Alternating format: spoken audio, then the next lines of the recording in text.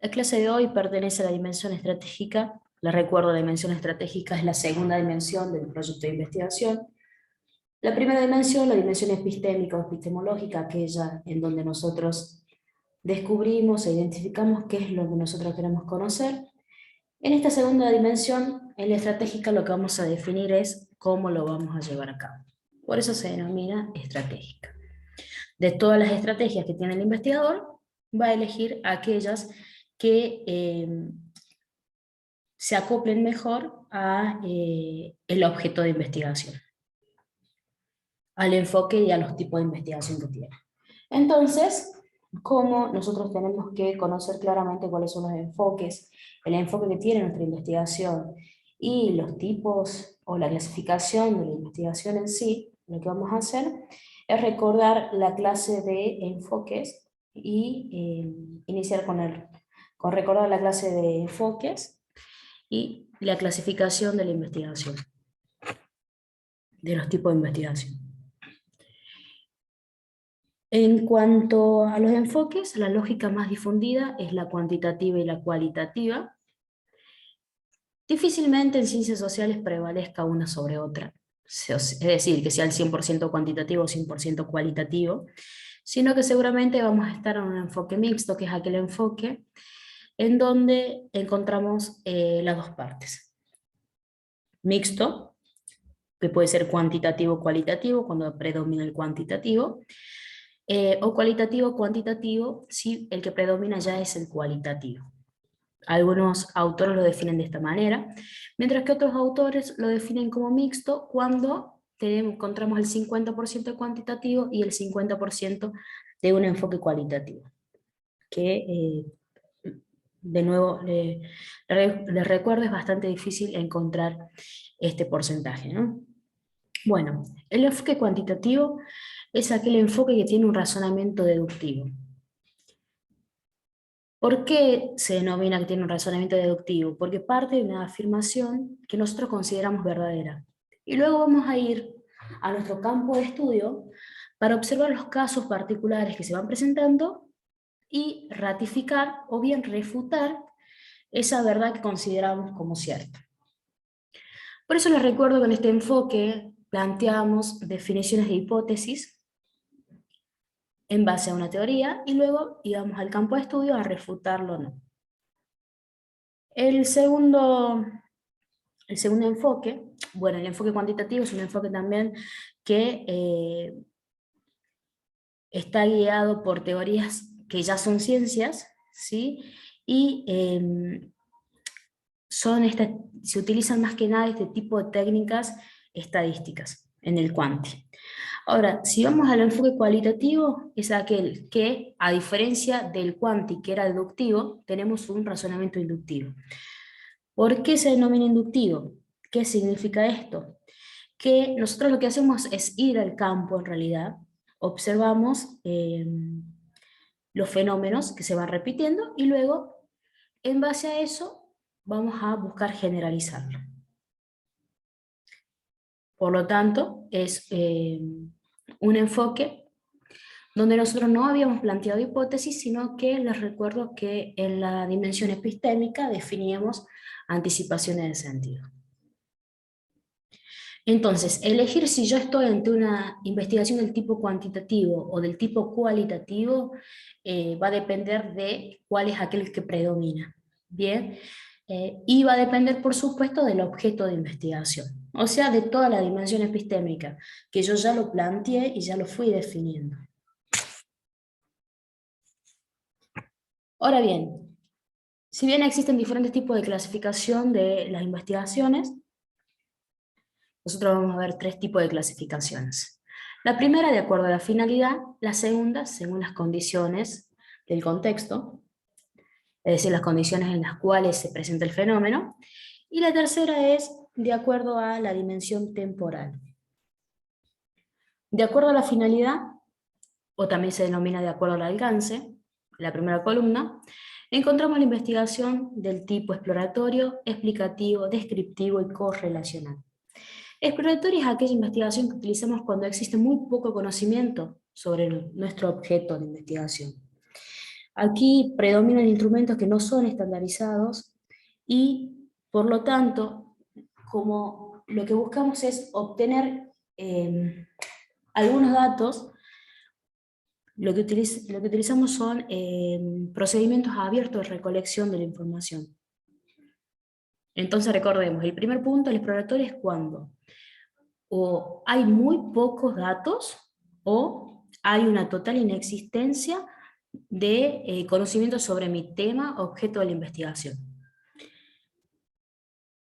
Luego tenemos del tipo descriptivo, el tercero, es aquel que lo que busca es describir las características del fenómeno, a partir de identificar cuáles son las variables o categorías que ya conozco.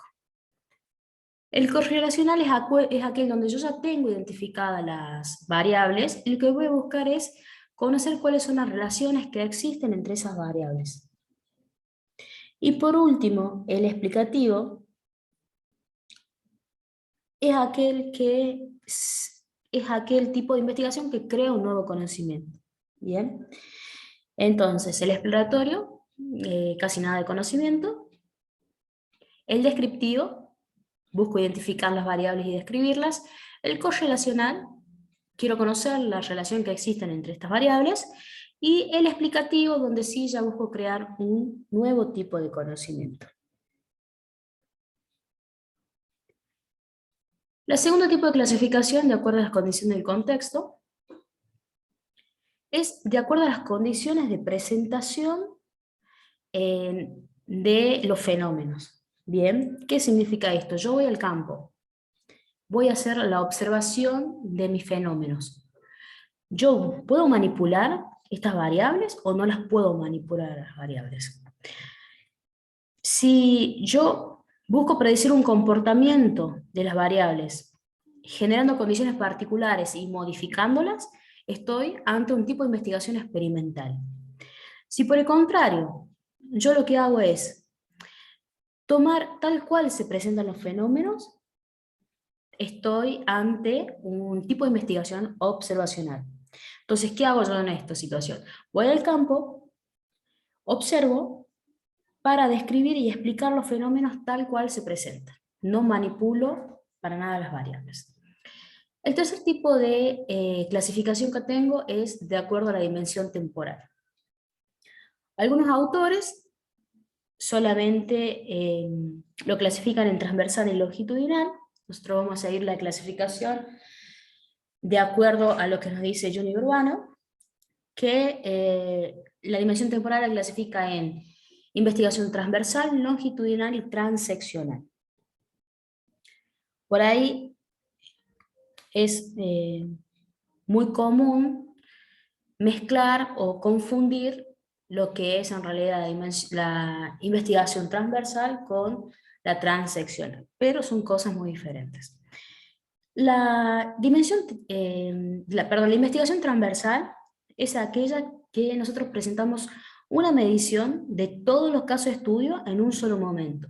Por lo tanto, la transversal generalmente, para los fines pedagógicos, podemos vincularla con lo que vendría a ser una foto de un momento. ¿Por qué una foto? Porque nosotros lo que hacemos es medir todos los casos en un solo momento. Estamos ante el tipo de investigación transversal. El tipo de investigación longitudinal es cuando yo voy midiendo con el lapso prolongado del tiempo a un grupo de estudio que son observados. ¿Bien? Entonces, ¿qué me va a permitir esto? Identificar las modificaciones que se van presentando en este grupo de estudio. ¿Cuáles son los cambios que fueron sucediendo con el transcurso del tiempo? Estoy en una longitudinal. Ahora bien, la transeccional es también una sola medición, pero ya no es de un solo grupo. La transeccional es hacer medición, una sola medición, pero de diferentes casos, de diferentes grupos. Luego, lo que voy a hacer es comparar estas mediciones a estos diferentes grupos. Por ejemplo, que yo haga una medición de un momento determinado de dos barrios, estoy en transeccional, diferenciando estos barrios como diferentes unidades.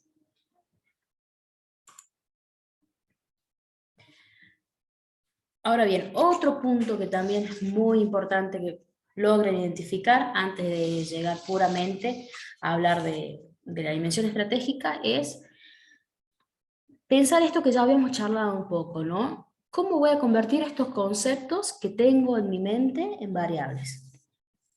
¿Cuál es el proceso que debo llevar a cabo?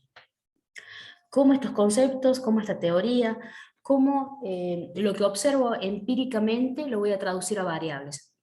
Porque lo voy a tener que medir o cuantificar variables siempre que esté hablando de un enfoque cuantitativo, o bien convertirlos en categorías si voy a estar hablando desde un enfoque cualitativo.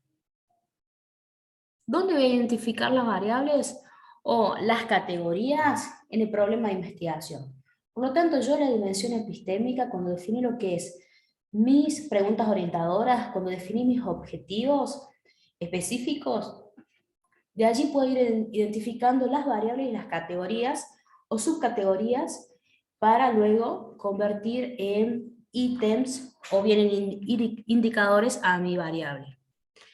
Y luego en el marco teórico, que les recordaba y les repetí muchas veces, es importante que en el marco teórico nosotros definamos conceptualmente todo y saber cómo nos vamos a parar. Entonces, si nosotros en algún momento vamos a pensar cómo vamos a definir una variable o un indicador, también es importante que de alguna manera esté reflejado en el marco teórico, la definición conceptual de esa variable.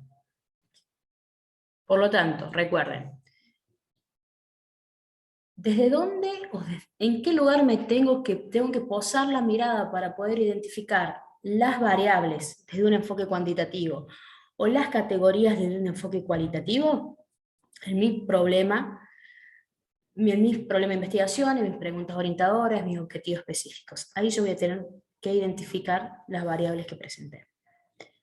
Ahora bien, ¿qué sucede si yo no puedo identificar las variables? Bueno, en el caso de que no lo pueda identificar la variable, tendría que chequear bien, controlar bien si estaba correctamente definidas esas preguntas orientadoras o bien esos objetivos específicos. Porque es esto de, tengo esta idea para llevar a cabo, quiero conocer esto, ¿cómo voy a convertirlo en algo que lo pueda medir?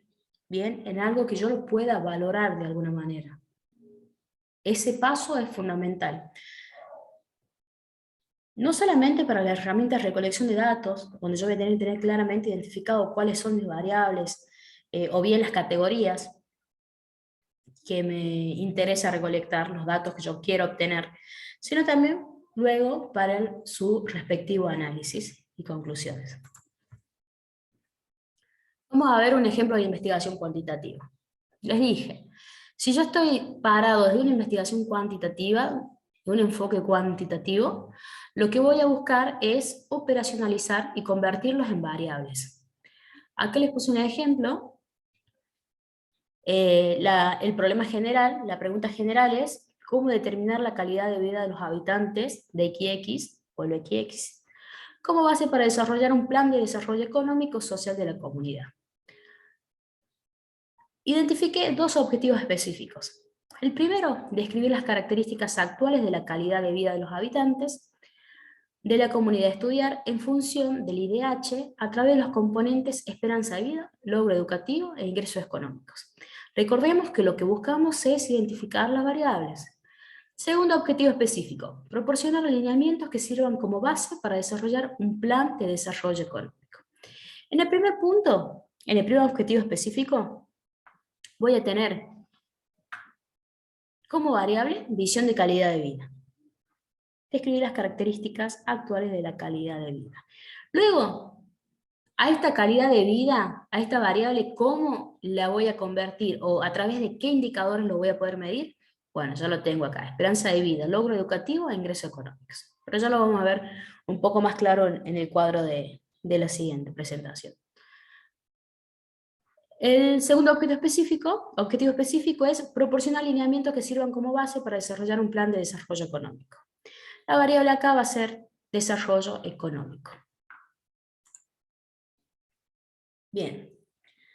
Una vez que nosotros ya identificamos las variables, vamos a transcribirlo al cuadrito. Variable visión de calidad de vida, primera columna. Debo conceptualizar lo que es la calidad de vida. Esta definición conceptual tendrían que haberla incluido en el marco teórico, como les digo, el concepto tiene que ya estar plasmado. De igual manera, en el práctico que vamos desarrollando lo pueden modificar. Las dimensiones que tenemos son esperanza de vida, nivel educativo de ingresos, nivel educativo, ingresos económicos. O sea que tenemos 3 dimensiones. Y ahora bien, ¿de qué manera lo van a medir? Con información documental, registros oficiales, en cuanto a promedio de edad, morbilidad, servicio de atención médica, año de escolaridad, en el caso del nivel educativo, último nivel educativo alcanzado, cantidad de instituciones educativas por nivel, y en el caso de los ingresos económicos, ¿cómo lo podemos medir? De acuerdo a ingresos familiares, tipo vivienda, gasto en esparcimiento y otros.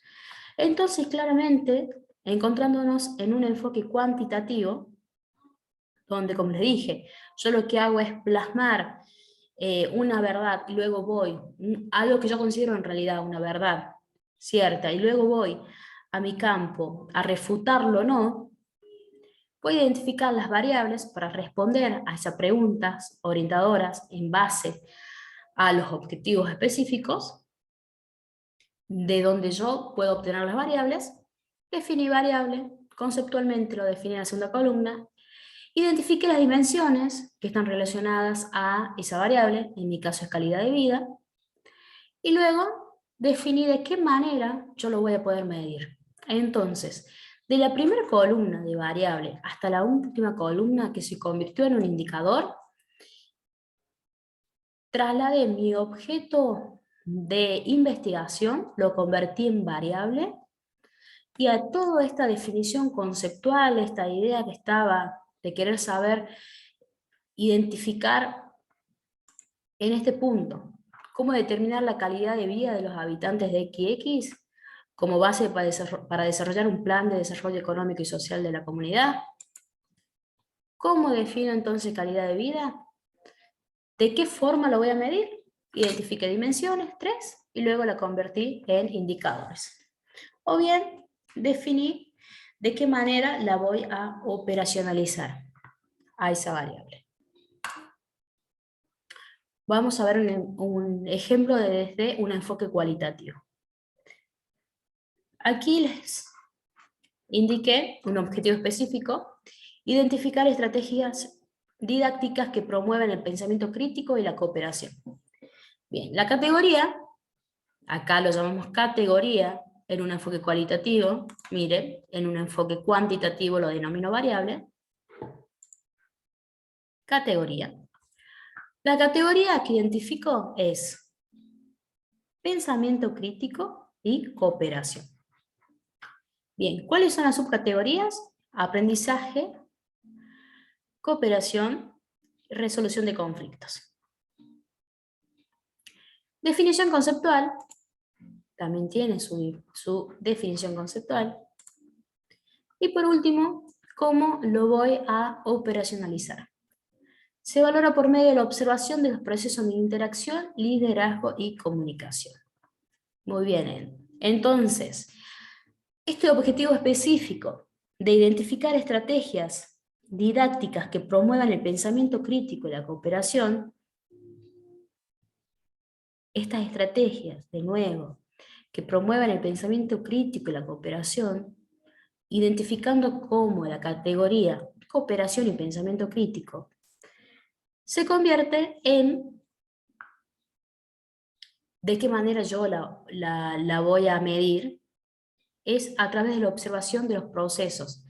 ¿Por qué? Porque a través de la interacción y de ver cómo las personas en su ambiente natural, identificar cuál es el liderazgo que existe, identificar la comunicación que hay, el uso de los grupos formales, de los grupos informales, me van a permitir poder obtener los valores necesarios para responder a mi categoría. Ahora bien, yo ya definí cuál es mi enfoque, cuantitativo, cualitativo o mixto.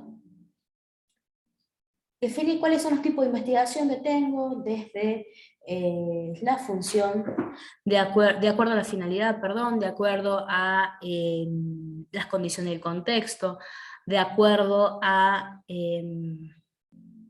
la dimensión, de acuerdo a la dimensión temporal. Luego, planteé este cuadrito donde dije, bueno, todos los conceptos que están dando vuelta a este objeto de investigación, esto a lo que yo quiero llegar, este objetivo, cómo lo convierto en realidad en indicadores o cómo lo voy a convertir en una variable o en categorías que yo pueda consultar en la realidad y que pueda medir. Y armé los cuadritos que vimos hace un momento. Ahora bien, mi próximo paso es decir, bueno, yo ya sé qué es lo que quiero conocer, porque ya tengo las variables identificadas. Pero ¿dónde lo voy a llevar a cabo? ¿Cuál es mi población? ¿Es necesario o no es necesario tomar una muestra? ¿Qué es una unidad de análisis? ¿Qué es una unidad de observación? Bueno, esto forma parte ya de la segunda parte de la dimensión estratégica de la clase que vamos a ver hoy. En cuanto a la unidad de análisis y unidad de observación, es muy común confundirlas, pero no estamos hablando de lo mismo. Unidad de análisis es aquello que yo quiero analizar y conocer en sí. Unidad de observación es cuáles son aquellas unidades donde yo poso mi mirada para conocer eso que ya definí en la unidad de análisis. Por ejemplo, unidad de análisis yo puedo intentar conocer cuáles son los efectos que tuvo la violencia de género, o por ejemplo, los efectos del teletrabajo en el aislamiento social preventivo y obligatorio en el año 2020. Bueno, ¿está claro? Quiero conocer los efectos entonces del teletrabajo. Mi unidad de análisis. ¿Qué quiero conocer? Los efectos del teletrabajo. Ahora bien, ¿dónde poso mi mirada yo para conocer ello? Puedo, por ejemplo, identificar las personas que utilizaban teletrabajo, las familias de esas personas, las personas que no utilizaban teletrabajo. Puedo buscar además conocer cómo las organizaciones se han adaptado a esa nueva forma de prestar los servicios. Bien. Puedo también indagar en la jurisprudencia, indagar en, a ver, ¿qué ley surgió en esa época? Porque antes no estaba regulado el teletrabajo. Entonces, unidad de observación van a ser todos estos puntos, todas estas unidades donde yo poso mi mirada para obtener los datos. ¿Dónde poso mi mirada? En el ejemplo, puedo posar mi mirada en la legislación que surgió en esa época, en aquellas personas que trabajaban a distancia, en las organizaciones, cómo se tuvieron que adaptar, en la familia de estas personas, en aquellas organizaciones que no se pudieron adaptar, las personas que, las dificultades que tenían en el trabajo, ¿bien? Todas estas entonces son unidades de observación. Por ejemplo, si yo quiero conocer con el paso de los años cómo ha sido la modificación de una ley, puedo ver la ley en sí, las modificatorias que tuvo, bien, también puedo utilizar algunos análisis o algunas investigaciones referidas a los cambios que surgen, algunas, por ejemplo, tesis o ponencias, que también son unidades de observación, porque yo, posando mi mirada en esas unidades, obtengo los datos que necesito. Por lo tanto, ¿puede coincidir unidad de análisis con unidad de observación? Sí, puede coincidir, pero no siempre coincide. Unidad de análisis es aquello que yo quiero conocer, y unidad de observación es dónde poso mi mirada para conocer lo que quiero conocer. Bien, acá está la presentación. Unidad de análisis es lo que queremos conocer, lo que quiero mirar, no dónde voy a mirar. Acá les puse un ejemplito, por ejemplo, ¿qué nos dice una doctrina sobre obligaciones estatales? Unidad de observación. Es el ente de la realidad que me permite obtener lo buscado de la unidad de análisis. O sea, yo definí acá qué es lo que quiero conocer, y acá es donde, como les dije, poso mi mirada, dónde voy a observar para conocer lo que quiero conocer. Entonces, en mi ejemplo, ¿qué digo?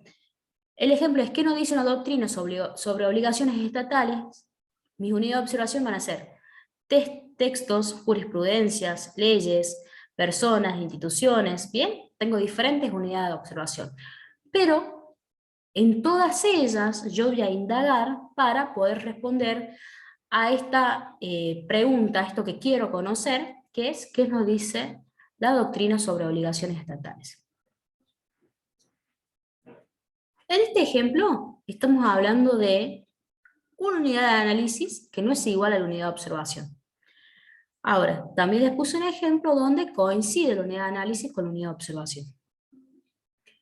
Por ejemplo, queremos conocer el desarrollo de los alumnos de la cátedra XX en el periodo XX.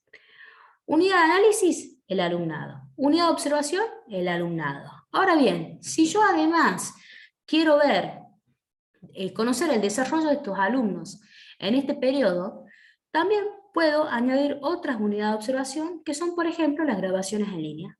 ¿Sí? Totalmente válido. Los docentes de la cátedra, totalmente válido. Las familias. Entonces, ¿coincide? Sí, coincide. Unidad de análisis, alumnado, unidad de observación, alumnos. Ahora bien, también puedo identificar el desarrollo de los alumnos en grabaciones en línea. Una vez que definimos lo que es la unidad de análisis, aquello que yo quiero conocer, la unidad de observación, es decir, dónde poso mi mirada para conocer lo que quiero conocer, dónde voy a obtener estos datos, el siguiente punto es definir qué es la población o universo. La población es el conjunto de elementos que presentan una característica o condición común que es objeto de estudio. ¿Bien? Todos los casos que concuerdan con determinadas especificaciones es la población o universo. Siempre tiene que estar delimitada. Y acá les añadí, ¿cómo la voy a delimitar la población? Contenido, lugar y tiempo, fundamental. No es lo mismo hablar que quiero conocer cuáles son las variaciones en violencia familiar en el periodo 2020, que indicar cuáles son las variaciones en violencia familiar contra la mujer en San Fernando del Valle de Catamarca en el periodo 2020 y 2018. Bien, ahí ya tengo el comparativo. Entonces, fuera del contenido, que siempre debo llevar, tiene que estar claramente, y por favor, tiene que estar claramente identificado el lugar y el tiempo. Y les recuerdo esto porque muchas veces, cuando hablan de población o de universo, no definen lugar y tiempo, lo cual sí es un error gravísimo. ¿Bien? Porque la población se tiene que claramente situar por las características del contenido, del lugar y del tiempo. No es lo mismo que yo esté hablando de los habitantes de San Fernando de Valle de Catamarca, a que yo esté hablando de los habitantes de San Fernando de Valle de Catamarca en el año 2018. ¿Bien? Son cosas absolutamente diferentes. Entonces, de nuevo, ¿qué debe llevar la población? Fuera del contenido en sí, lugar y tiempo siempre. Lugar y tiempo.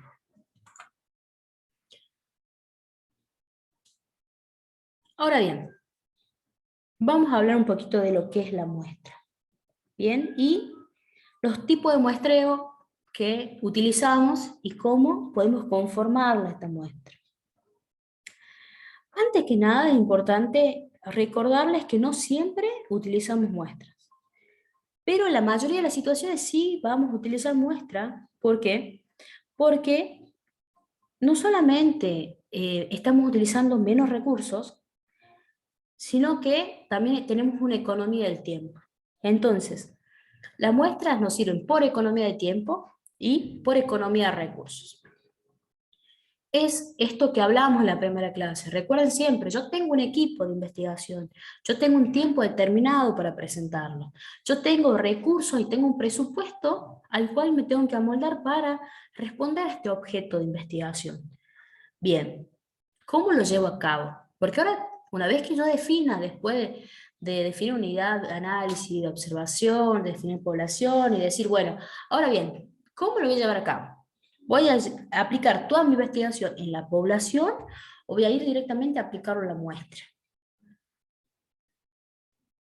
Pero, si bien en la mayoría se utilizan muestras porque tenemos una economía del tiempo y de los recursos, hay algunos tipos de investigación que no podemos utilizar muestras. Un tipo de investigación donde no podemos utilizar muestras, además de los censos, son aquellas donde, por ejemplo, nosotros buscamos conocer una determinada característica de la población de estudio, donde yo recortando una parte, tomando este subgrupo, no me permite llegar a generalizaciones.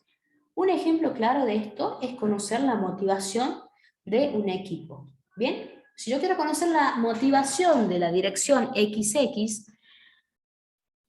hagamos de cuenta que está integrada por 100 personas como población. Bien, si yo tomo una muestra, ¿de qué manera me aseguro que la muestra, esta porción pequeña o esta porción de la población que yo estoy tomando en realidad, me permite llegar a generalizaciones? ¿Cómo sé yo de que justo no estoy tomando 60 personas y entre ellas su mayoría personas que están motivadas, o de las 60 personas que tomo como muestra, su mayoría personas que están desmotivadas? No, en ese caso, tengo directamente que tomar la totalidad de la población. Ahora bien, dicho esto, generalmente utilizamos muestras por economía del tiempo y de recursos. Pero en algunos casos no podemos utilizar muestras. Bien. ¿Qué es una muestra? Esto que les dije, es una porción, es un grupo de la población. Yo la población la tengo definida. Bueno, el subgrupo donde yo voy a posar mi mirada para aplicar la herramienta de recolección, este subconjunto de elementos pertenece a mi muestra. Pero, ¿cómo voy a definir una muestra? ¿Qué tipo de muestreo voy a aplicar? Generalmente escuchamos que se nombra o que indican que la muestra tiene que ser representativa, puede ser aleatoria, al azar, como si estos términos indicaran directamente una ciencia cierta. Esto va a estar totalmente relacionado, en realidad, cómo ustedes van a llevar a cabo estas muestras, cómo la van a conformar, va a estar relacionado su enfoque de investigación y su tipo de investigación.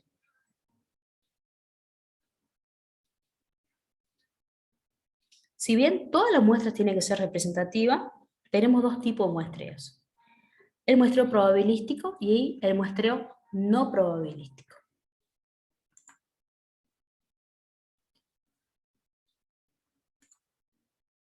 Vamos primero con el muestreo probabilístico. Y antes de desarrollar en sí un muestreo probabilístico, les voy a explicar un poquito qué significa cada muestra.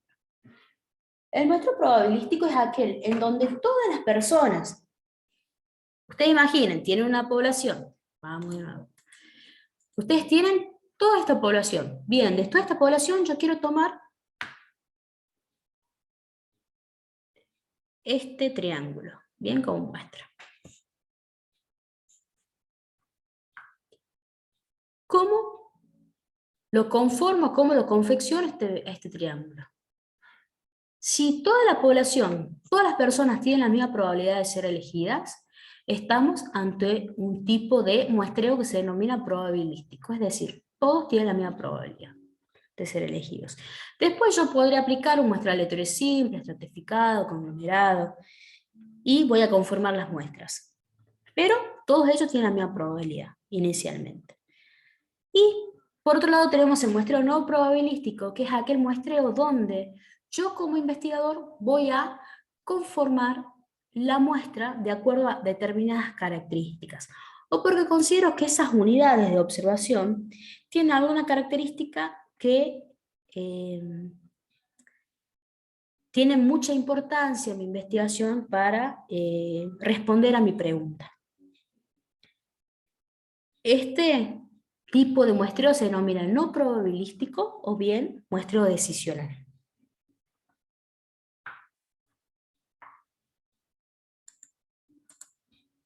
Vamos al primer tipo de muestreo, la muestra probabilística. Este tipo de muestreo, donde les digo, todas las unidades tienen la misma probabilidad de ser elegidas. Cuando estamos ubicados en este muestreo, que está absolutamente relacionado a las estadísticas y a un enfoque cuantitativo, Lo primero que voy a hacer es calcular el tamaño de la muestra, de tal manera que sea representativo de la población. El tamaño de la muestra es, para que sea representativo de la población, ustedes van a tener que definir un coeficiente de error, ¿sí? y un nivel de confianza. Para ello, vamos a ver que tenemos dos fórmulas. Cuando la población es finita, es decir, cuando mi n mayúscula está definido, y cuando la población es infinita. Como pueden ver acá, en la fórmula no tengo mi n mayúscula. Y el segundo punto, una vez que yo dije, bueno, si tengo, por ejemplo, por dar cualquier ejemplo, ¿no? Si yo tengo 100 personas y con un nivel de confianza del 95% y con un margen de error del 0,1%, mi muestra tiene que estar conformada con 80 unidades. Bueno, ¿cómo las voy a seleccionar esas 80 unidades? Yo ya sé que tienen que ser 80, pero ¿de qué forma las voy a seleccionar? Ese forma parte del segundo paso. Aquí yo la fórmula del tamaño de las muestras solo les quiero mostrar a los fines de que ustedes sepan que en el enfoque cuantitativo se define un tamaño de la muestra. Y una vez que yo definí este número de unidades que van a conformar la muestra, luego voy a tener que decir de qué manera la voy a confeccionar esa muestra, de qué manera voy a elegir esas unidades. También les añadí acá, puede ser por fórmula, programa estadístico, y el tercer punto es a través de una página que nos permite calcular. Siempre que yo tenga mi n mayúscula, es decir, siempre que yo tenga el tamaño de la población. Entonces, tenemos dos fórmulas: cuando la población es finita, cuando la población es infinita. Acá tenemos los indicadores de las fórmulas. ¿Bien? Y cuando la población es infinita, yo directamente no voy a tener el tamaño de mi población. Voy a tener que ir modificando. Ahora bien, esto tendríamos que utilizar cuando estamos en un enfoque cuantitativo. Como le digo, no es mi intención complicar el cursado, pero sí es importante que ustedes sepan que existen fórmulas para definir el tamaño de la población, para definir el tamaño de la muestra, pero en este caso, si ustedes quieren o están ante un enfoque cuantitativo y necesitan calcular sí o sí el tamaño de la muestra, es válido que utilicen una calculadora.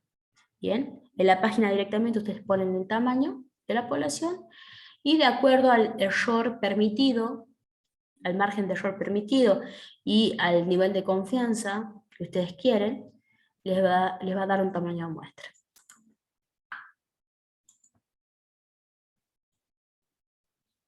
Acá les dejé un pequeño práctico de cómo aplicarlo, la aplicación de la fórmula. Tamaño de la población, coeficiente de confianza, acá tienen el práctico, y lo único que tienen que calcular acá es el tamaño de la población, sacarlo del práctico. Porque todo el resto yo ya les indiqué, con un coeficiente z de tanto. El coeficiente z en realidad es un coeficiente de confianza que de acuerdo a un nivel de confianza, por ejemplo, que sea más representativo de la población, yo a mayor nivel de confianza, el tamaño de la muestra va a ser, se va a aproximar mucho más a lo que es el tamaño de la población. En las tablas, lo que hago, un nivel de confianza al 90%, busco el z, que es del 1,65. La probabilidad de éxito que busco es del 0,5, la probabilidad de fracaso va a ser 1 menos ese porcentaje de probabilidad de éxito, 0,5, y el error máximo admisible es el 5%. Si yo aplico la fórmula, aquí, voy a llegar a calcular el tamaño de la muestra. Acá tengo que la población es de 8.000 personas. O sea que el n es de 8.000 personas. Lo único que tengo que hacer es situar mi población finita, modificar todos los valores que ya los tengo en la próxima presentación. Pero, de nuevo les recuerdo, les incluí la calculadora para que directamente en el caso de tener el tamaño de la población, puedan calcular el tamaño de la muestra.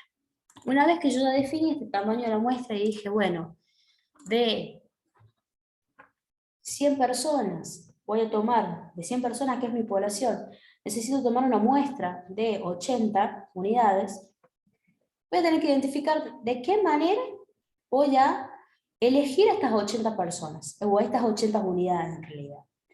El primer tipo a través de un muestreo aleatorio simple, también más, donde todas las unidades se eligen individual y directamente a través de un proceso aleatorio.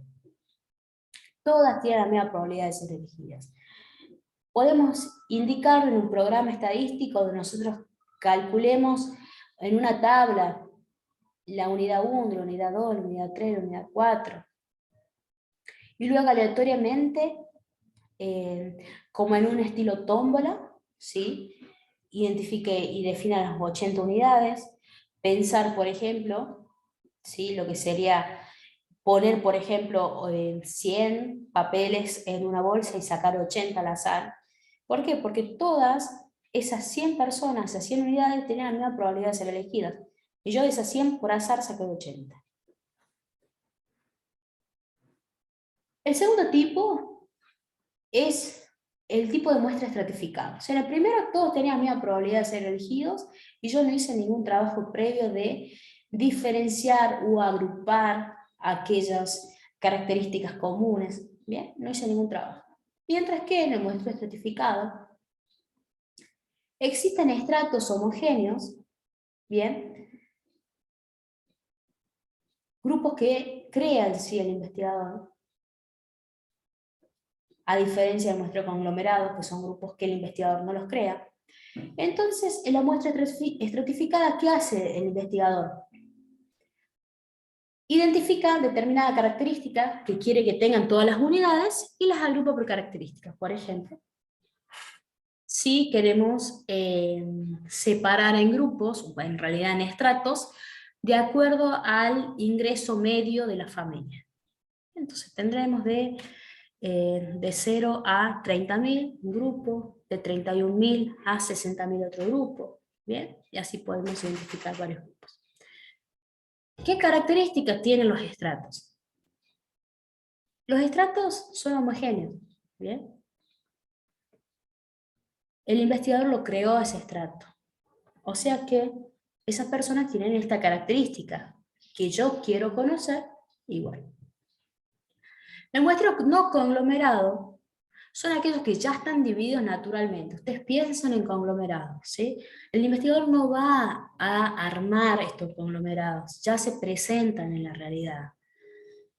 ¿Qué características tiene? A diferencia del estratificado, que le dije, estos grupitos yo los agrupé por determinada característica en común que tienen entre ellos, el conglomerado no tiene determinadas características en común.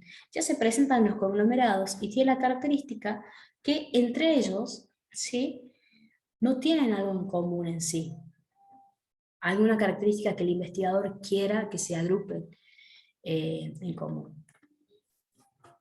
Por lo tanto, en un enfoque cuantitativo, en este enfoque donde predomina las herramientas estadísticas, yo definí lo que es mi población, si tengo el tamaño de la población, voy a utilizar fórmulas para definir cuál es el tamaño de la muestra, en el caso que necesite la muestra.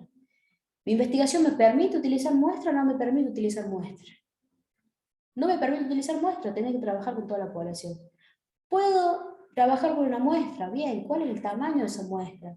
¿Cómo lo calculo el tamaño de esa muestra? Yo ya identifiqué cuál es mi tamaño. 80, 60, 120, 5.000, 12.000, el que fuese. Bueno, ¿cómo lo conformo? ¿Lo conformo a través de un muestreo aleatorio simple? Todos tienen la misma probabilidad de ser elegidos al azar. Lo conformo a través de muestras estratificadas, donde yo como investigador los separé en estos grupos homogéneos, o a través de muestreos conglomerados, ¿bien? Donde luego en el estratificado y en el conglomerado tendré que elegir de esos estratos o de esas conglomeraciones, de esos conglomerados, qué unidades voy a tomar para que formen parte de esa muestra, pero tienen su trabajo previo en el caso del estratificado. Ahora bien, vamos directamente al tipo de enfoque, al tipo de enfoque cualitativo y cómo voy a conformar yo mis muestras. En el enfoque quali, como les dije, que seguramente es el más utilizado en ciencias sociales, o en el caso por lo menos de las investigaciones que ustedes vienen desarrollando, utilizamos lo que son un muestreo no probabilístico o dirigidos. ¿Qué características tienen? Yo como investigador indico. Las unidades que van a formar la muestra necesitan, o considero que deben tener determinadas características. ¿Bien? ¿Cómo la llevo a cabo? ¿Cómo la llevo a cabo? Yo lo voy a elegir esas unidades, porque representan, porque tienen determinadas características, porque justo se dio el caso de que yo podía aprovechar una situación y tomar directamente una muestra de ese caso que se presentó. Porque son algunos casos resaltantes que responden a mis objetivos, objetivos generales, objetivo específico, a mi objeto de investigación, sí. Entonces, recuerden, en las probabilísticas, en el muestreo probabilístico, todos tenían la misma probabilidad de ser elegidas, ¿bien? Mientras que en el no probabilístico, yo como investigador indico, bueno, ¿qué necesito responder? De mi población, ¿cuáles considero yo que son aquellas unidades que me permiten obtener, esta info, estos datos que necesito para luego poder generalizar? Aquí no voy a poder calcular el tamaño de la muestra como la calculé previamente. Ahora bien, ¿cómo calculo el tamaño de la muestra? En este caso, ¿cómo calculo el tamaño de los casos que denominábamos sugeridos? Primero, ¿cuál es mi equipo de trabajo? ¿Qué capacidad operativa de recolección y posteriormente de análisis tengo con mi equipo de trabajo? ¿Bien? Es decir, seamos realistas, a ver, ¿cuál es mi número? ¿Cuál es mi número de casos que yo realmente puedo recolectar, a los que yo tengo acceso? Y posteriormente, una vez que lo recolecté, ¿los voy a poder analizar o no en el tiempo que ya tengo determinado? De estos casos que yo identifico, que son resaltantes, que son importantes, ¿realmente permiten responder a mis objetivos específicos? ¿Me permiten obtenerlos? ¿Me permiten responder a mis preguntas orientadoras o no? Es el segundo punto, descubrir esto, es decir, el entendimiento del fenómeno. ¿Me permite o no me permite responder a mi pregunta de investigación? Y el tercer punto es la naturaleza del fenómeno. El fenómeno son estos fenómenos donde yo voy a obtener los datos. ¿Tengo acceso a ellos o no tengo acceso a ellos? Bien, ¿son frecuentes o no son frecuentes? ¿Cuál es la dificultad que tengo en poder acceder a esas unidades para poder hacer la recolección y el posterior análisis?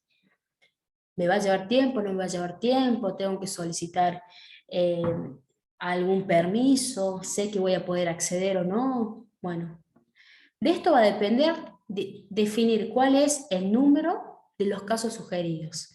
Ya no se calcula como en el muestreo probabilístico a través de una fórmula, en población finita o infinita, sino que acá va a depender de los recursos con los que cuento, de mi equipo de trabajo, del acceso que yo tengo a esa info, y decir, bueno, de esta población, identificando estos casos y de acuerdo a lo que yo quiero conocer, considero que este tamaño en realidad sí me permite responder a mi investigación, a mi objeto de investigación. Bien, atención, reformulación de la muestra, ¿es posible o no es posible? Bien, cuando yo estoy ante un muestreo probabilístico, este es un enfoque cualitativo. Recuerden que siempre les digo esto, les recuerdo, cuando estoy en el enfoque cualitativo es esto de pensarlo como que estoy en una espiral, como estoy en una flor, en todo momento regresando a quizás modificar algo, porque me di cuenta de que se ajustaba más alguna modificación con la investigación que voy llevando a cabo. En el caso de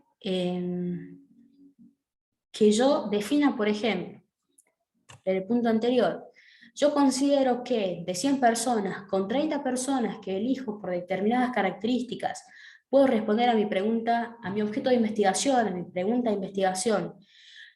Hice el relevamiento de esas 30 unidades, pero me doy cuenta que no responden. Sí, totalmente, puedo modificar e ir añadiendo algunos casos de estudio. ¿Bien? También puedo excluir otros casos de estudio que haya considerado que eran importantes. ¿Hasta qué punto? Hasta llegar a lo que se denomina el punto de saturación. ¿Cuál es el punto de saturación? El punto de saturación es aquel punto que ya no me permite obtener nada más. Bien, nada nuevo, siempre que esté dentro de mis parámetros. Bien, dentro del muestreo no probabilístico, ¿de qué forma armo estas muestras? El primero es el agrupamiento accidental o casual. Son aquellos casos que se reúnen casualmente determinadas unidades que cumplen con lo que yo quiero observar, y entonces, bueno, tengo fácil acceso, rápido, tengo que aprovechar esa situación. ¿Cuáles son, por ejemplo, quiero hacer una investigación sobre alcohólicos anónimos y hay un congreso? Quiero hacer una investigación sobre la cantidad o el desarrollo de las empresas mineras en Catamarca y hay un congreso minero. Bien, se presenta fortuitamente, se presentan esos casos, esas situaciones, entonces directamente tengo que ser estratégico y voy al lugar donde yo puedo obtener rápidamente y fácilmente los datos y las unidades que necesito. El segundo es el tipo de muestras decisionales. Las decisionales son aquellas donde el investigador directamente indica cuáles son los criterios que para el investigador considera que son relevantes.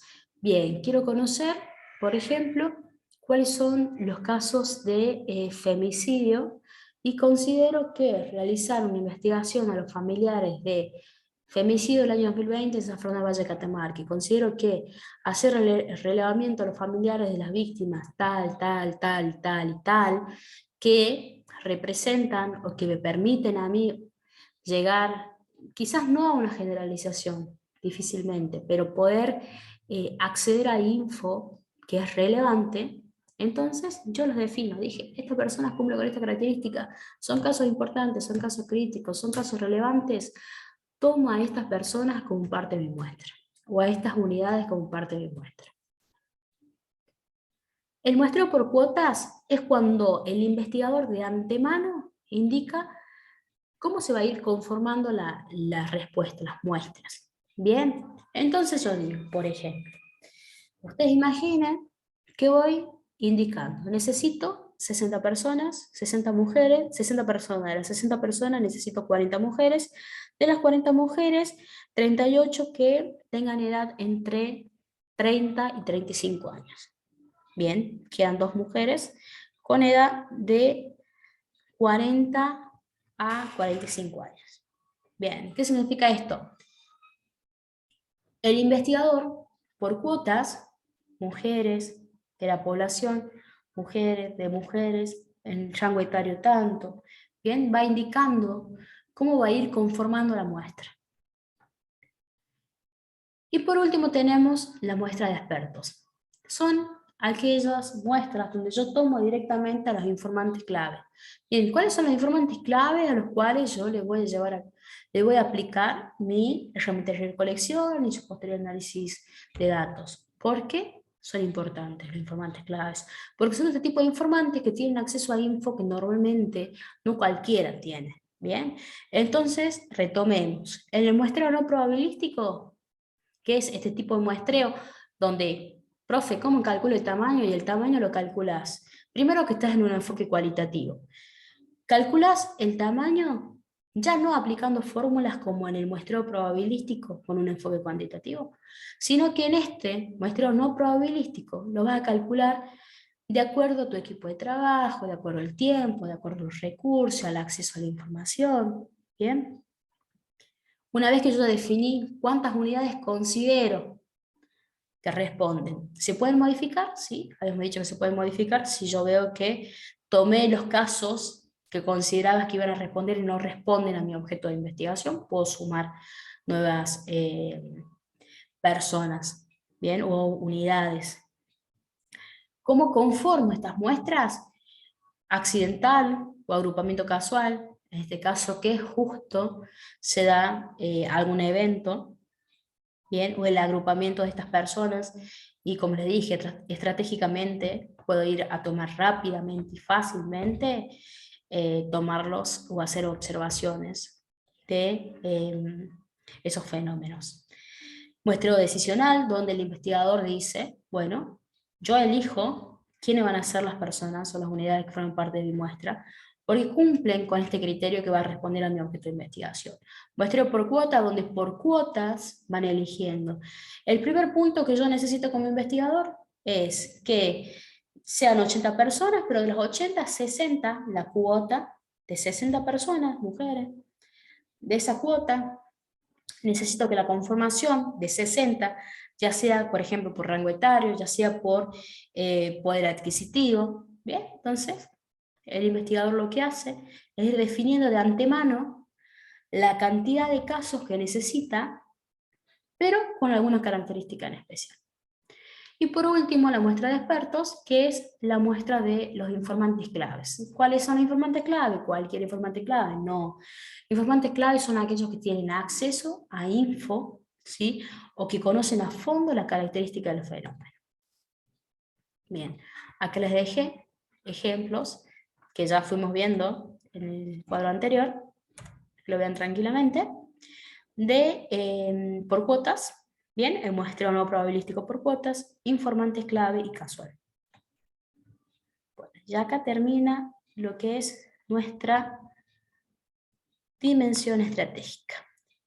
En la siguiente clase vamos a ver herramientas de recolección. Que tengan buenas tardes, muchas gracias.